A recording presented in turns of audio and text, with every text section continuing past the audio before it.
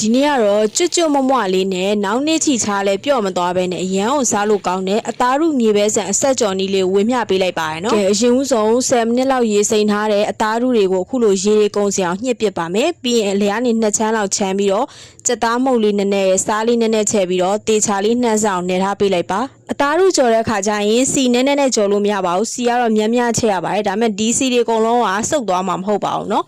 ကဲစီပူလာရင်သားရုလေးချဲမယ်သားရုလေးချဲပြီးရင်ဇွန်းလေးနဲ့မှွေထားပေးမယ်ပြီးတော့ဒီသားရုတွေကိုစီတွေစုပ်မသွားအောင်လို့ဇွန်းလေးနဲ့လည်းဒီလိုဖိပေးပါနော်ဒါဆိုစီတွေကလည်းပြန်ထွက်ကုန်တယ်ပြီးတော့ကျွတ်ကလေးနဲ့နောက်နေ့ထိထားလဲကျွတ်လေးပဲဖြစ်နေမှာပေါ့နော်ဒါထို့ဒီလိုမျိုးထပ်ဖိကြည့်လိုက်လို့သူကမသွားပဲနဲ့မလေးနေထားလုံးဝကျွတ်နေပြီဆိုရင်တော့ဆယ်ထုတ်လိုက်ပါမယ်နော်စီလေးလည်းဒီလိုမျိုးလေးစစ်ထားပေးလိုက်ပါမယ်ပြီးရင်တော့မြေပဲဆန်ကြော်ပါမယ်မြေပဲဆန်ကတော့စီနည်းနည်းနဲ့ကြော်ပါမယ်စားလေးနည်းနည်းချဲပြီးတော့မြေပဲလေးတွေကိုရဲလေးနေထားဖြစ်တဲ့အထိမှွေထားပေးပါရဲလေးဖြစ်သွားပြီဆိုရင်တော့ပကံတစ်ခုလည်းပြန်ဆဲထားပါမယ်ပြီးရင်တော့မီးကိုအနည်းဆုံးလျှော့ပြီးတော့ငြုတ်သီးချမ်းပတ်ထည့်ပါမယ်အဆက်ကတော့ကိုစားနိုင်တဲ့လောက်ထည့်ပါနော်ငြုတ်သီးလေးကတူးကုန်မှာဆိုလို့မီးလေးကျွန်မပိတ်လိုက်ပါတော့မယ်မီးပိတ်ပြီးွားရင်တော့မြေပဲဆန်နဲ့စောနာကြော်ထားတဲ့သားရုတွေထည့်ပါမယ်ကျက်သွန်ဒီကြော်ကတော့ကျွန်မ ready made ထုတ်လေးပဲဝယ်လိုက်ပါတယ်ကျက်သွန်ဒီကြော်ထည့်ပြီးရင်တော့အရှားတာလေးနည်းနည်းထည့်မယ်နော်ကျက်သားမှုရဲ့စားလေးရဲ့နည်းနည်းပဲထည့်ပါမယ်ပထမတော့ထည့်ထားတာလေးရှိတော့လေဒါသူ့ကိုနှံ့ဆက်နေအောင်မှွေထားပေးလိုက်ပါ